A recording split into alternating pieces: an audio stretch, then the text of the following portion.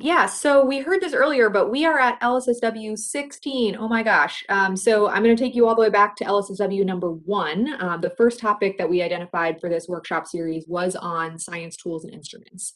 So this includes tools for sampling, curation, containment, et cetera, on the surface, but it also included a large discussion on science payloads. And given that the topic for today feeds directly kind of on to this discussion of tools and instruments, we thought it'd be a good idea to kind of summarize what was talked about during this first session. And I'll specifically touch on a few items that I think will really come up in both of the breakout sessions today. So hopefully this will be helpful as sort of a scene setting conversation for some of the discussions to come today. And I was one of the co-chairs of this workshop, but want to thank the rest of the organizing committee and the folks who helped with this session. Next chart, please, Amanda. So the first session, like I said, was focused on sampling tools, but also science payloads, and that's really relevant to today's discussion for lunar surface science. We had a number of talks from the community on instrumentation. I put a link there because a number of those talks came with abstracts that are really great and have a lot of really great info that I think would feed and see future discussions. So I encourage you to check those out. And there's a report available on our survey hosted website that summarizes what I'm going to talk about today in more detail. But the report coming out of this session really focused on two things. A number of styles of how to deploy science instruments, as well as operational considerations for each of those deployment styles. Next chart, please. And so what I really want to do today is kind of talk through some of those deployment styles, as well as talk through a couple of these operational considerations that I think will factor into the breakout conversations today. So like I said, this report really focused on the 6 identified deployment styles for science instruments, and then all those ops considerations that you see there on the right. I won't touch on everything today, so if you're interested, go review the report. Next chart, please. So I'm just going to dive right into deployment styles. So this is basically intended to capture the ways in which a science payload could be deployed by a crew member in order to gather, real-time science data that could potentially inform what a crew member was doing on the surface. So the first of these deployment styles is handheld instrumentation. These are instruments that would require direct interaction by a crew member during data acquisition, and that would likely be kind of handheld by the crew member real time during data collection. These include things like cameras, analytical geochemistry tools like handheld spectrometers, et cetera. The second type is instruments that would be mounted on some sort of walking stick or tripod that would serve the additional benefit of helping provide increased stability for astronaut crews, and that instruments could actually be mounted on that walking stick platform. That would have the benefit of increased stability for the crew, but also data collection wherever the astronaut would walk with the walking stick. Some examples that were given during the workshop by members of the community included things like LiDAR or multispectral camera sensors. Next chart, please. Deployment style number 3 is rover mounted instruments. Obviously, these are instruments that would be mounted on a rover or any sort of mobility platform, pressurized or unpressurized. This would have the benefit of data collection wherever the rover was driving without additional crew time required to take those data. The rover could also transport larger payloads that could also take load off of crew. And examples of these would include things like sort of geophysics payloads, so ground penetrating radar, gravimeter, magnetometers, et cetera.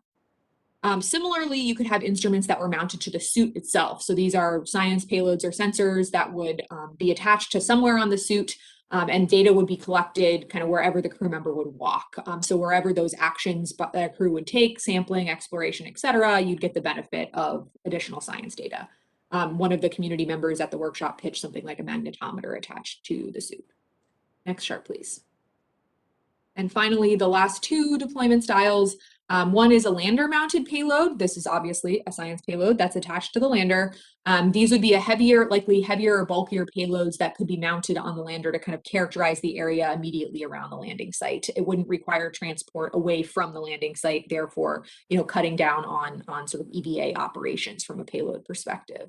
And then if there were a descent stage and a payload could be left on that descent stage, it could provide longer term landing site characterization as well. Examples that were given include things like long-term lunar environment characterization, as well as sort of a high-resolution imager to capture crew activities and just the sort of area around a landing site. And then the 6th category that was identified are sort of astronaut deployable science experiment packages. So These are packages that be deployed by the crew that require longer duration collection and integration time. So the ConOps for that would be astronauts transporting payload to the deployment site, deploying the payload, confirming functionality, calibration, all that good stuff, and then actually leaving the instrument for data collection for longer periods of time. This could be for subsequent EVAs, but it could also be for, after the crew returned back to Earth, the payload would still be there collecting data. You could also conceivably have the crew deploying the payload on one EVA and potentially moving it on subsequent EVAs. The ALSEP was one example of this from Apollo, and you could see similar sort of geophysical network nodes or seismic stations in this deployment style. Next chart, please. So those were kind of the 6 instrument deployment styles that were identified. And then, like I said, the workshop and the report went into a number of operational considerations, several of which highlighted in yellow, I thought were particularly relevant to the breakout conversations today. So I'm just going to kind of speed through those, and hopefully it could potentially be a starting point for some discussion later. Next chart, please. For the user interface and software design, the handheld instruments would benefit the most from real-time data access because they could potentially inform, actions real time, especially since typically these instruments have very short integration times. The walking stick, the rover, and the suit-mounted payloads would be able to, collect data wherever they go, but it would likely be challenging for the crew to view data real time given the volume of data that's being generated. For the lander mounted, the crew would probably only need feedback, and therefore for the user interface, they'd probably need to only make sure that they were setting it up properly. And ditto for the astronaut deployable payloads, it's unlikely that that would be super critical. And if it were critical for the crew to view data, MCC comms could play a factor there. Next chart, please.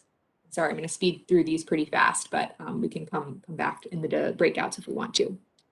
So for integration with flight control teams on the ground, including, of course, the science team that will be supporting real-time operations, the handheld instruments are going to bear a heavy load if they're present in the mission, given that they're going to be used very frequently and generate a lot of data. And MCC and science teams could be critical in helping manage those data and kind of providing support for how to ingest those data in real-time operations, like sample hydrating or impacting how they're executing the traverse. For the next 3 categories, MCC could really play a great role in helping track those data real time and kind of letting the crew know if there were any necessary changes they needed to make, like, oh, wow, this rover mounted payload just saw a spike in something interesting, so we might want to sort of stop and evaluate that further. MCC could help flag that for the crew. For the lander mounted and the astronaut deployable payloads, it's likely that MCC could play a role to help the crew during setup and calibration. But again, it's typical and likely that the crew will just set up those payloads and get the data back sort of moving forward after the mission. Next chart, please.